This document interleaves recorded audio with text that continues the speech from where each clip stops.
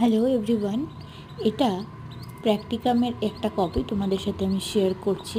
এটা পেডাগজিক্যাল অ্যানালিসিসের খাতাটি তোমাদের সাথে শেয়ার করছি, যেটা কিনা বাংলা বিষয়ের ওপর লেখা হয়েছে। তোমরা চাইলে এরকম আরও অনেক কপি শেয়ার করতে পারো। আর আমাদের বিএডের কিন্তু রিসেন্টলি এক্সাম বলে দিয়েছে কবে হবে। এবার এক একটা স্কুলে বা এক একটা কলেজে এক এক রকমের হবে, তখন কিন্তু এই খাতাগুলো রেডি করে নিয়ে যেতে হবে।